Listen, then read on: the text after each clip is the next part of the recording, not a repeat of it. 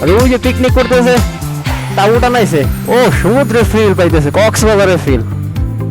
জোস্ত এত বড় চর রাখছে, আপনারা অবাক হবেন দেখলে। এই দেখেন অবস্থা, এই যে পুরো মাঝে একটা চর, অনেক মানুষ ঘুরতে আসছে চরে। কি পরিমাণে গভীর ছিল সেই পথটা, এখন চরে চরে আশির উপরে টানা যাবে না, ঠিক আছে। ও জোস।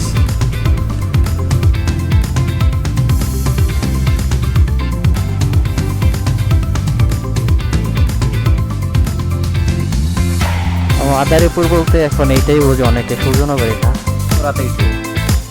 কোন ভালো রাতে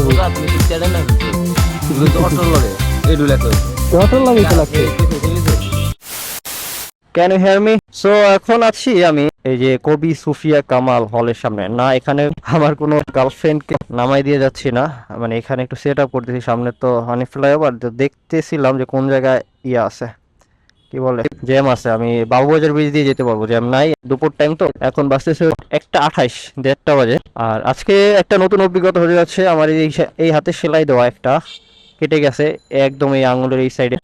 মাদারীপুর যাব, কালকে হচ্ছে সোমবার 28 তারিখ আমার এক্সাম, পরীক্ষা আছে, অনার্স ফার্স্ট ইয়ারের পরীক্ষা। যাতে লিখতে লিখতে খাতা শেষ হয়ে যায়, কলম শেষ হয়ে যায়, তারপরও লেখা শেষ হয় না। আমি চিন্তায় পড়ে গেছি যে কিভাবে লিখবো। যখন নাকি আমার এটা সেলাই করতেছিল, খুবই আপসেট ছিলাম যে কিভাবে পরীক্ষা দিব, কিভাবে কি হয়ে গেল। আসলে বাইকটা চালানো ঠিক হয় না ওই টাইমে, ওই অ্যাক্সিডেন্টটা হওয়ার ঠিক হয় না, এরকমের ভাবতে ভাবতে যখন নাকি আমি বাইকের হ্যান্ডেলবারটা ধরলাম, তখন আমার খেয়াল আসলো যে আসলে না, আমি তো বাইক চালাতে পারবো। বাইক চালাতে পারবো তার মানে কলমও ধরতে পারবো, হ্যাঁ পেনও ধরতে পারবো। পেনটাও আমি ধরতে পারছি, বাট অন্য আঙুল দিয়ে। লেখায় সমস্যা হয়, কিন্তু এক্সামে পাশ করার মতো লিখতে পারবো আশা করি, এই যে এই দুই আঙুল দিয়ে। ঠিক আছে, নতুন অভিজ্ঞতা হচ্ছে আমার আজকে থেকে, নতুন একটা অভিজ্ঞতার সম্মুখীন হতে যাচ্ছি। যাই হোক, এখন আমি বঙ্গবাজার ক্রস করতেছি, আমার কাজী আলাউদ্দিন রোড দিয়ে যাবো নাজিরা বাজার দিয়ে। এখানে জ্যাম মোটামুটি আছে, তেমন নাই। আজকের এক্সপিরিয়েন্স কেমন হবে জানি না, তবে আশা করি ভালো হবে। বাইক তো চালাইতে পারতেছি আলহামদুলিল্লাহ, বড় কিছু হয় নাই। ভেঙে গেলে সমস্যা হয়ে যেত।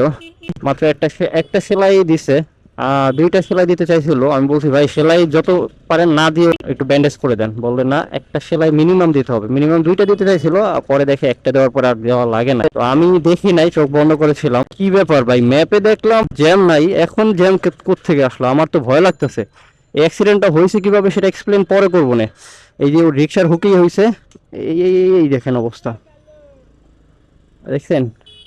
এই রিক্সাগুলোকে আমি খুব ভয় পাই, বিশেষ করে অটো রিক্সা। এইগুলা তো আস্তে আস্তে ধীরে সুস্থে চালায়, সমস্যা হয় না, কিন্তু অটো রিক্সাগুলো তো বিমান চালায় ভাই, রীতিমতো বিমান চালায়। ওকে, আমি এই জ্যাম থেকে বের হই, পরে কথা বলছি। আচ্ছা, দেখতেছেন আপনারা এখানে সব রিক্সাগুলো একসাথে দাঁড়ায় আছে, এরকমে থাকলে অনেক সুন্দর হয়, বাইকাররা স্মুথলি চলে যেতে পারে।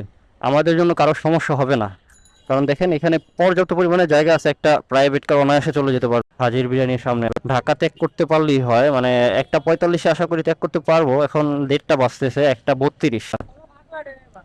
পাগলা ড্রাইভার, পাগলা ড্রাইভার নবার। ও আচ্ছা, আরেকটা বিষয় কি, বর্তমানে হাজির বিরিয়ানি থেকে হানিফ বিরিয়ানির চাহিদা খুবই বেশি। যারা রিসেন্টলি বা কয়েক মাস ধরে আসতেছে তারা হয়তো জানবেন যে হাজির বিরিয়ানি ড্যাম খেয়ে গেছে একদম। কি কারণে জানি না, হয়তো ওদের সার্ভিসের কারণে বা ওদের খাবার মানের কারণে, হয়তো বা এরকমের কিছু একটা হবে। ওরে বাইরে পাই, আরে ম্যাপ, গুগল ম্যাপ তো আর গুগল ইউজই করবো না শালা। ও, গুগল ম্যাপ তো রিক্সার জ্যাম দেখাবে না, তাই তো বলি আমার এই গুগল ম্যাপ আর ইউজ করবো না। এ বাবা, দেখো দেখো, আমার পাও শেষ আজকে। আর কয়টা রিক্সা যে আমার পায়ে বাড়ি মারছে, হিসাবের খাতার বাইরে চলে গেছে। হিসাব রাখতে হলে এখন ক্যালকুলেটর নিয়ে বসতে হবে। যাই হোক, এটা কমন, নাজিরে বাজার ঢুকলে এরকমের দুই একটা চাপা চোপা খাইতেই হবে, মাস্ট। 1:55 বাজে, আধা ঘন্টা লেগে গেছে আমার এইটুক জায়গায়, পুরান ঢাকায়। আশা করা যায় 2:30টার দিকে পৌঁছে যেতে পারবো।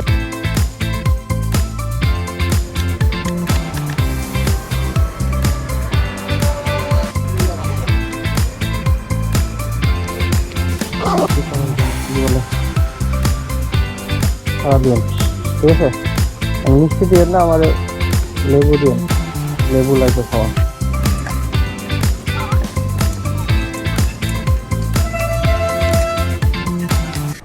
বহুত টাইম দেওয়া গেছে এই জায়গায়। যাই হোক, এখন হচ্ছে বাজতেছে, হ্যাঁ 2:30 বাজতেছে। ও মাই গুডনেস, এখানে রক্ত জমছে আর একটু টান টান লাগতেছে। টান টান উত্তেজনা। এই টাকাটা কই রাখলাম? ও এমজি, বারবার খুঁজতে হচ্ছে আমাকে টাকাটা। পিছনের এই দেখো, এখনই পড়তো। দেখছেন অবস্থা, দেখছেন অবস্থা। এইসব পেন্টে এই কারণ টাকা পয়সা রাখা ঠিক না, একদম উচিত না। এখানে রাখে পদ্মা সেতু টোল প্লাজা। ঈদের সময় এইখানে পুরোটা জ্যাম থাকতো, আর এখন পুরাই ফাঁকা। আমি একাই দিচ্ছি। আর এই জায়গায় রেখা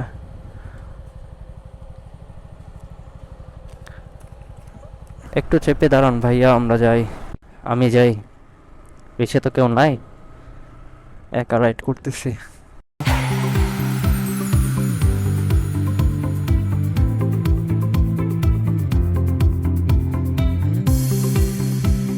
এই যে হচ্ছে মাওয়া চৌরাস্তা মসজিদ।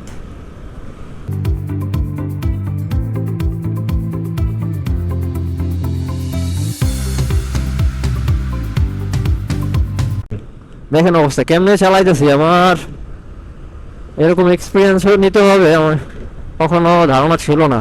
আমি যথেষ্ট সেফলি রাইড করি।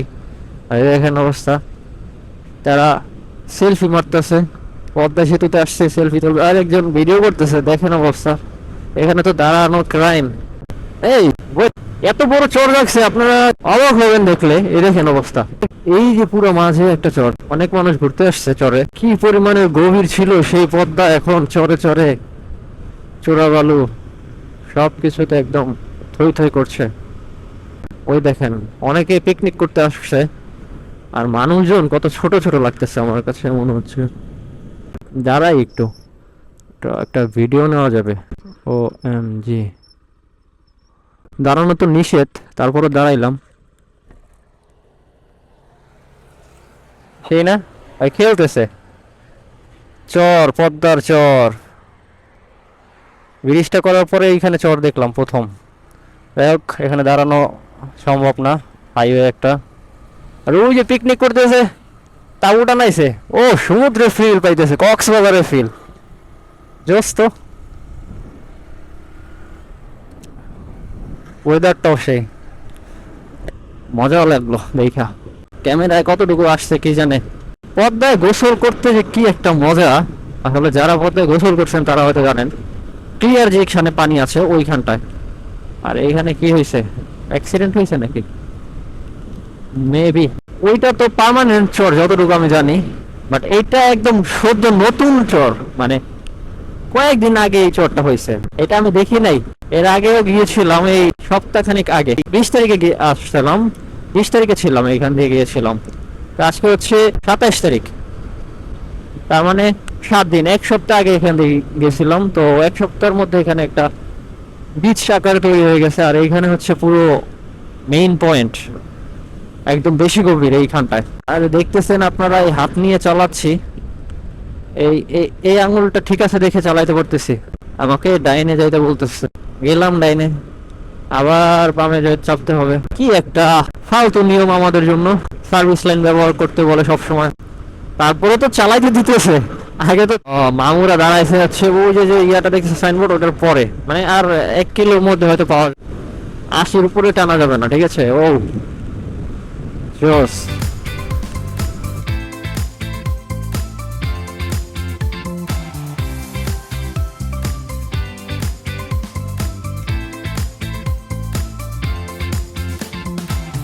আচ্ছা এখানে দেখেন জ্যোৎস্না জায়গাটা অস্থির লাগে আমার কাছে। সূর্যটা মেঘে আচ্ছন্ন সূর্য, আর এই এই সাইড দিয়ে কোনো একটা জায়গায় পুলিশ দাঁড়ায়, ঠিক আছে। 1 সেকেন্ড, এখানে কি ভাড়া না যাক। ওই দেখেন, দেখেন অবস্থা, এই দেখেন অবস্থা। কোন দিক দিয়ে আসছে? আমি কি নিচে নামবো এখন? হ্যাঁ শালার, আমি কেমনি নিচে নামি? নিচে নামলে তো ওদিক দিয়ে ডিভাইডারে টাক খাবো। দেখেন অবস্থা, আর কত যাও? কি শুরু করলো এরা? ওই পারে তো এরকম কিছুই ছিল না, এই যে তাড়াহুড়ো করতেছে, কি একটা অবস্থা। জান ভাই,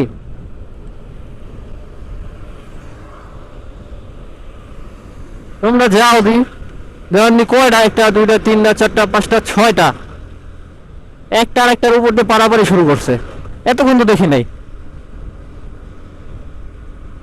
কি একটা অবস্থা, পুরো রাস্তা ফাঁকা। এই টাইমটা এসে একসাথে কিনলে 6টা গাড়ি একসাথে কেন ওভারটেক করার চেষ্টা করবে, আর এইভাবেই তো অ্যাক্সিডেন্ট করে, পারাপারি শুরু করে দিচ্ছে।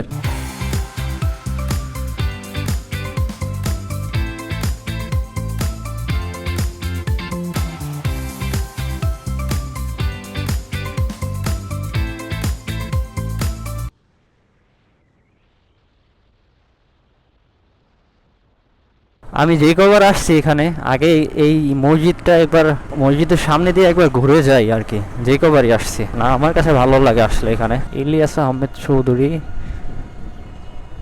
কলেজ, আর এইটা হচ্ছে মসজিদটা, বুঝছ না? মাদারীপুর বলতে এখন এইটাই বোঝে অনেকে, সূর্যনগর। এটা পদ্মার এই পারে পাবেন আপনারা সবাই, পাঁচচর পার হইলেই এই মসজিদটা, এই মসজিদটা দেখা পাবেন। আল্লাহর জীবনের যা অবস্থা।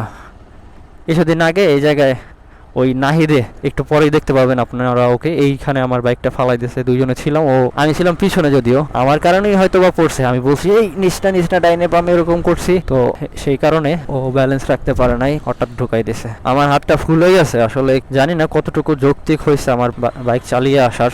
আশা করি কালকে পরীক্ষাটা দিতে পারবো, যাই লিখি। ভেড়া বলতেছে, ও শান্তি লাগতেছে। কয়টা বাজলো? 3টা 6, 12:30টার দিকে রওনা দিয়েছিলাম, তার মানে প্রায় 3-3.5 ঘন্টা লাগছে। আমি এতক্ষণ ওই ঢাকা জ্যাম ছিল তো, ঢাকা থেকে বাড়িতে 1.5 ঘন্টা লাগছে, আর এখানে 1.5 ঘন্টা লাগলো। সেই দিন 3 ঘন্টায় চলে গেছি, একদম 3 ঘন্টায় ফরিদপুর থেকে একদম আমাদের টঙ্গী গাজীপুর চলে গেছে, এই গত বৃহস্পতিবারে। তাও আবার রাত 8টার দিকে পৌঁছেছি, গিয়ে 9টার দিকে রয়্যাল এনফিল্ডের সামনে গিয়ে অনেক ভিডিও করছিলাম। দেখেন রাস্তাটা সেই না, গ্রাম অঞ্চলে চলে আসছে। আর একটু পরেই নাহিদকে দেখতে পাবেন, আমার মামু সেম বয়সের। আরে রাস্তা কি শেষ হয় না নাকি? তো আনন্দবাজার চলে আসছি, এই বাজারের নাম আনন্দবাজার। ও ও শেষ দেখছেন? এখানে যদি এত স্লো না করতাম তাহলে তো বালুতে পড়ে যেতাম। তো আপনারা সবাই কর্নারিং একটু সাবধানে করবেন সবাই, ঠিক? এই যে সামনে বাজারটা দেখতে পাচ্ছেন, এটাই হচ্ছে আনন্দ বাজার। এখানে একটা বোকা চৌধুরী দেখবেন আপনারা, এখনই হয়ে গেল। এখানে দাঁড়ানোর কথা কই রে এলা, বোকা চৌধুরী তো দাঁড়ায় নাই, ওদেরকে বাসা এলে এই সাথেরটাই। আর এক কল দি তোর রাতেইছে কোন বালের আর আছে বোকা, তুমি কোন চ্যাডে মেসেজ করছ? তুই কইছ অটোর লগে এই ডুলা করছ, অটোর লাগেই তো লাগছে। এই কইছ ঠিক কইছ। দেখ ফুল গেছে এই জায়গায়, সেলাই লাগছে একটা। আর এই যে চলছে, আমি দেখবো কেমনে, পরীক্ষা দেবো কেমনে?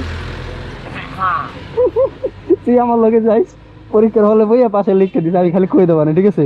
দেব আমারে না বেটা ঢুকতে দেই, তারা নাই।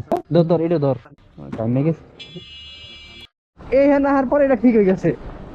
ডাহা এটা ঠিক নাই, এই দেখে লরে, মানে ওই যে ঢাকা রুকলাম না, রিক্সা লাগাইয়া এটা ওই করে দিচ্ছে, দেখা করে হয়তো এইটার লগে লাগে না। সেই যে লাগলো না নাজিরা বাজার আমরা যখন ছিলাম, আলা গরু ঢোকার লগে লগে হইতো এই অবস্থা। তারপরে শুন সমস্যা,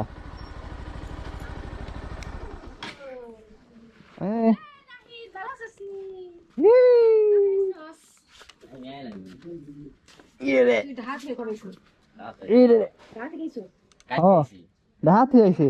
আর না আমি আইছি কালকে। ও এই গাড়ি দিও না কে? জ্বর ভালো ছিল তো? হ্যাঁ জ্বর ভালো ছিলি? আছে হালকা। কে তোকে তো লাল বুঝা যায়। হ্যাঁ এই তো। কি খাইছ কদি? আজকাল কেমন আছি? দে কি করছস? আরে রিক্সায় লাগাই দিয়েছে। আজকেই? না গতকালকে। কোথায় কাছে? কোথায়? কিসে? চলে গেছে রিকশা দাঁড়ানো। আরে রিক্সায় হুক আছে না, হুকে বাসছিল। আর আঙ্গুল কাটছে। Ay, আমাকে দুয়া লেগে গেছে রইয়া।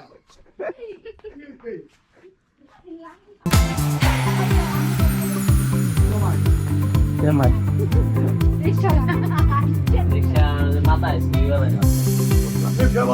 তুই এতদিন খাইলি কেন? কর ভিডিও কর, আমার ভিডিও না করে ও ভিডিও কর, পাগলের ভিডিও কর। এলা আমার দিকে তোর দেয়ার রিঅ্যাকশন ভালো হয়, দেখ আমি তোর দেখুই। এলা বলত না এই ফেলটা না